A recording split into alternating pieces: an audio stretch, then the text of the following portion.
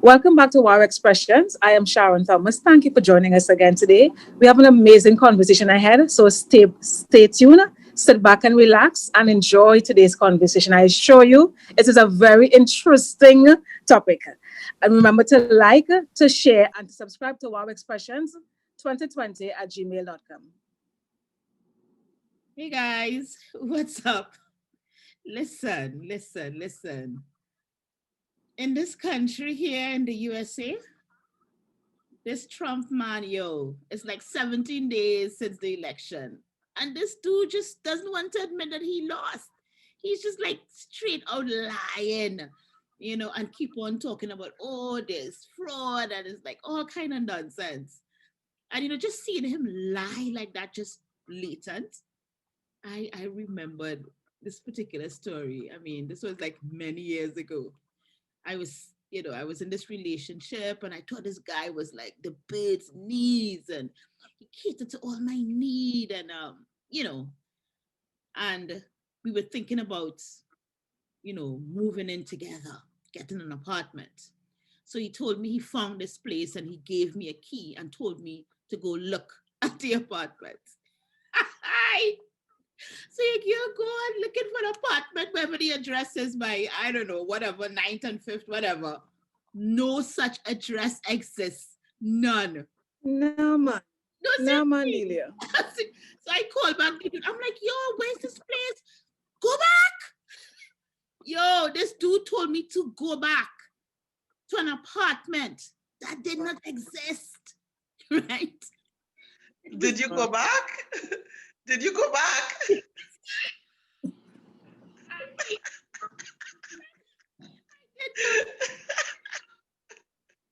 I did go back, but after going back, it's like, yeah, I'm not the crazy one here. So this is like, it just made me realize that, there's so many people who function and live in society, but they are pathological liars. You know, they lie to a point that is extreme, and I think we have people who are like victims of interacting with these people. We have to be wise and know how to deal with someone who presents with that kind of issue, because it could really be traumatic. And Dramatic, yeah. yes, you can have traumatic experiences when you're interacting Mhm.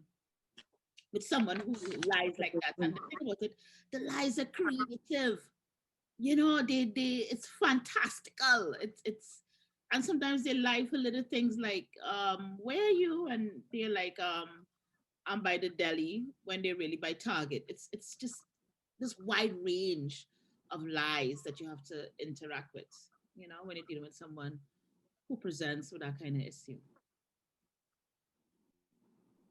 Yeah. But Delia, how did you deal with that? What happened? What was the end result of that?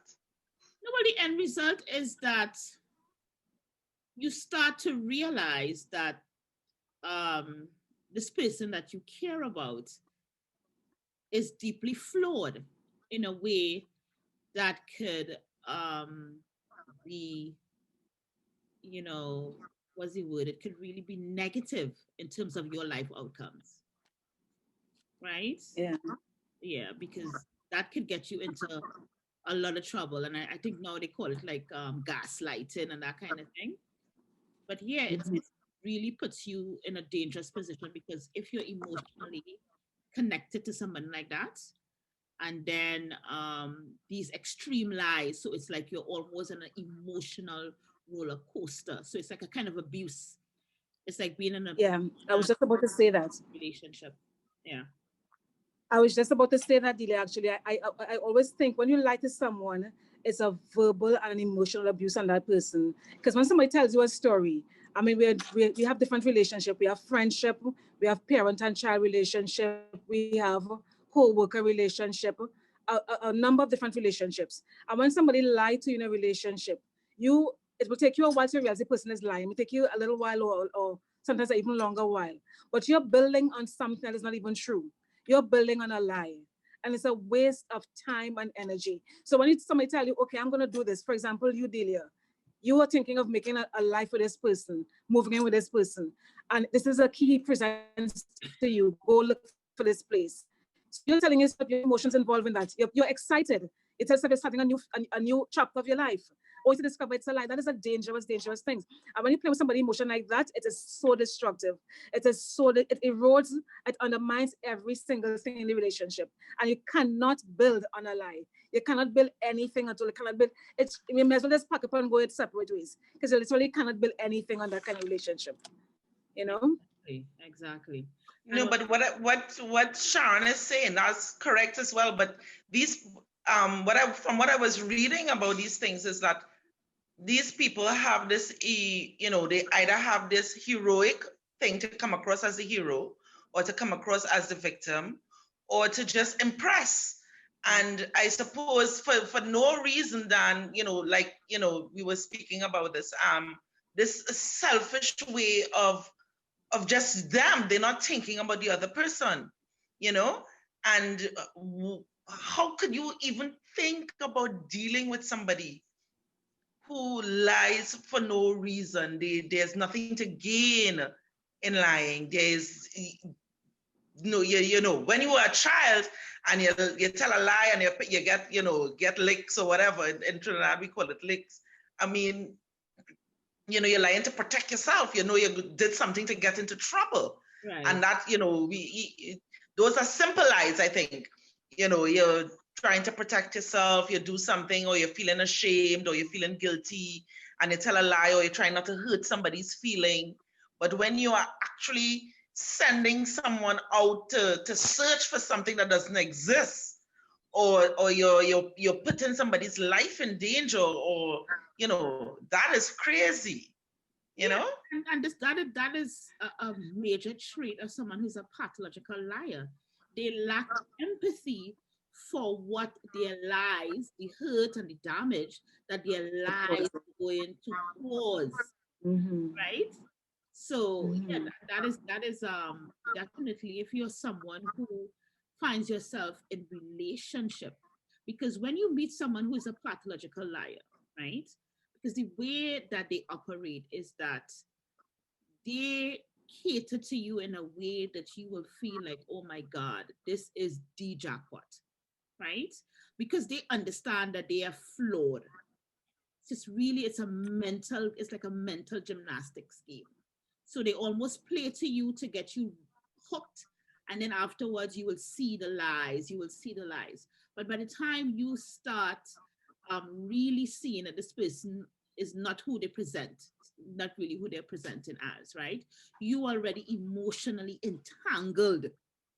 And it's like you are fighting your own self, because it's like, I'm here in this relationship. I'm really into this person. I love this person, but he's a liar or she's a liar. Like, I have had a friend for years.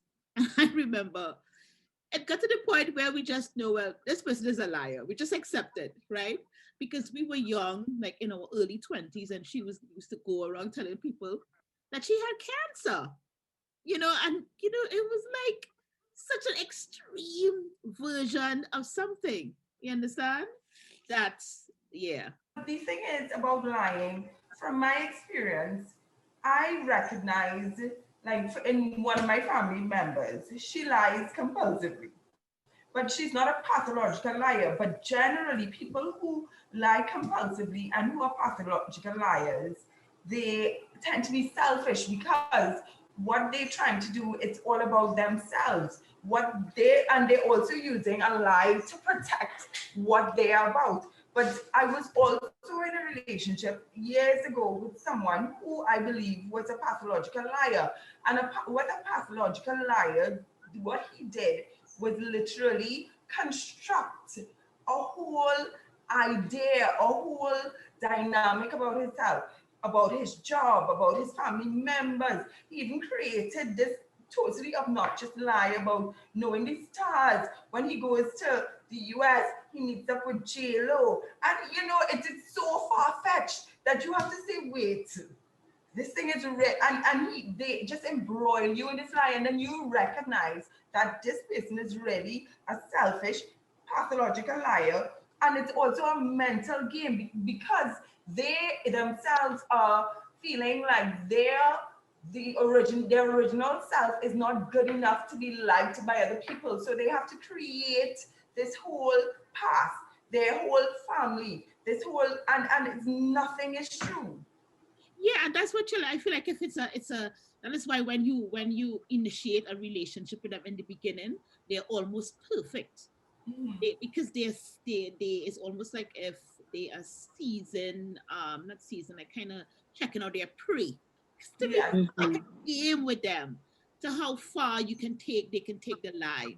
And then what they do when you confront them and you're like, hey, like this is not adding up. Most people, like if someone who is maybe a compulsive liar who just told a story, be like, yeah, I mean, I just said that because my back was against the wall. I didn't know what to do. But Yeah. pathological liar, when their back is Create a against the story. wall, they would go on the ceiling because they're Yeah. taking Yeah. the game to the next level, right? Yeah. Yeah. And you're like, and it messes up with your whole, unless you're like, what? Because they lie so good. What they always also do, they always put a piece of truth. Yes. Yeah. So you're like, But do you all find, do you mm, But ever find what that it is? sometimes, Go ahead, sorry, Sharon. Go ahead. no, I was gonna ask, do you all ever find that when they tell you a lie, like you know the person lying to you, but you begin to doubt yourself? Like you know the This lying is there? what I was. That is exactly what I was going to say. Because if you are listening to somebody give you this elaborate Yeah. story, at one point in time, you have to ask yourself, Am I the do problem you here? have it wrong, or because you don't want to believe anybody is actually sorry. given that lie. So you start to doubt yourself, wondering, am I in the wrong, or is it you have to go and check your information to make sure. Yeah. So And you know what, that Anna? is really a dangerous place to be when you're And actually doubting yourself because But somebody has been constantly lying to you. but And the you know thing what, is, Anna? That is Yeah. exactly the purpose. That is exactly the mission to create in your mind the doubt, so you begin to believe their story more and more and more. So it's important to when you see the signs, like a habit would be to make a little note of it. So somebody yeah, tell you a story, you begin because we see little signs, and when we see this sign, we doubt, we question. Am I seeing right? Is this? So we begin to make either physical or mental notes of this story, and they may come back and tell that same story, an embellished version of the story. And then you realize, okay, but the last one tell you story, it didn't have this part it. So then you begin to call them out to a point on those lies. Yeah, but Otherwise, that you is could go, putting you could, a strain on a relationship that you have to be actually paying attention constantly, waiting for them to slip up so that you can recognize as a lie, so that you can prove to yourself that they're lying. I but the, mean, that's hard work. Who wants that? but the thing is, But how do you treat with somebody, especially somebody that you love? I mean, somebody that you're living with, right. that it doesn't have to be a lover or whatever. It could be a family member, your mother, your father, your brother, your sister. But, How do you treat with these people who but constantly Anna, for no reason lies? but Anna, that's the thing, eh? When it's a family member, there's a difference when it's a close family member or if it's somebody you getting to know. Now, if it's a close family member, you can't get rid of that person. But if it's somebody you getting to know, you can cut that person out of your life, but you can't cut a family member out of your life. So you have to, for example, when a close family member is lying to me, and I'm not saying the person is a pathological liar, they may be a compulsive liar. And I just say to them, I know you're lying. And they're like, how you know? I said, because I know you're my child or my brother or my sister. I know you. And it's a process of confront them and say, okay, I know you're lying. You're accustomed doing this. And of course, when you confront them about something, they go into denial and you just watch and you shake your head. And there isn't is only so much you can do. But how I recognize to deal with them, you have to present evidence. And when somebody's lying, who have a pattern of lying, and the same thing Shannon was saying, you take a note, but you also support what you're saying with evidence. Say, I know, but I saw so and so. And when you're going to confront them with something, as I said, you get evidence, detailed evidence, although it's a lot of work. There is no way for them to back out now when you present evidence. I don't know if you want to confront. I'm initially in a relationship, like I'll speak for in a relationship, right? Because in the beginning, you know, you confront and you're like, oh my God, what's going on? And then, like I said, a pathological liar, they'll raise that bar. They'll take that game to the nth level. So I think you have to, like, as Sharon was saying also, you get that inclination that this person has a problem with the truth. So Yes. trust that feeling. Okay, this person is a liar. Trust that feeling. This is what my gut, this is what my intuitive, self is telling me, that this person is a liar. So you have to learn to trust your gut feelings about that. And don't try to be no hero and save anyone. Don't try to be nobody boy child and be like, oh my God, he's a good boy, If he would stop lying. Leave that alone. Yeah. You're just trying to get a person to share your life with. You're trying to be no hero. You understand? Captain Save-A-Ho. But as you talk about getting professional help, I actually read where that could also be a sign of some sort of mental disorder. So maybe that is something, as a family member, we could probably recommend that, because, we are not psychiatrists, nobody could help you really, but maybe we could recommend, somebody for you or something like that. But, that is another issue, mental health. If somebody is, because if somebody damaged themselves as a child or something that caused some sort of thing to go wrong there somewhere. But I don't know. That's a hard one to solve, I think. But yeah. And to me, as a family member, you're getting to know it's somebody you could cut off, but when it's a family member, correct, you can't just cut them off. That's what I was about to say. Or whatever. Correct. Sorry, but it's easier to cut off family members. I honestly believe that because if a relationship is so destructive in your life and it's so imposing on your energy, it's so negative, regardless of the fact that this is a family member, you can disconnect, right? If the behavior becomes so threatening, and so draining on you, you don't have to be. Okay, but what about if it's a minor? Well, if it's a child, what if it's a minor? I think if it's a child, I think what Anna was kind of alluded to, maybe that you might need to get professional help because it could be an indication of some deeper issue. So it's presenting itself as someone who has trouble with the truth, but it's really some deeper issue that needs to be looked at. But you don't have to. I think this is a child. It could be they're living in a different world. If it's a child, it could be something has happened to them and they're living in a but I remembered when my son was very young, he used to lie. And I couldn't figure out why it is he would lie. And one day I said to him, why are you lying? There's no reason to lie. And he said to me, when he told the truth to his father, he used to get licks. So, and when he lied, he would not get licks. So lying became normal for him because nobody really want to get licks. Again, this is the message I had to that we sent to him, that it was okay. Yes, exactly. So it took me a while. I had to actually stop. And every time he tell a lie, I will say, no, that is not the truth. I'm going to give you some time. Think about what you're saying and tell me the truth. And it was something that I actually had to kind of wean out of him over years. So for him to start telling the truth, because in his mind, if he told the truth, he was going to get punished. Yeah. And I think too, so, as a child, I think we could help that. We can do something about that if we recognize it in a child early. Correct. Unless, of course, it's a mental issue. But in his mind, he was saving himself because he was going to be punished if he told the truth.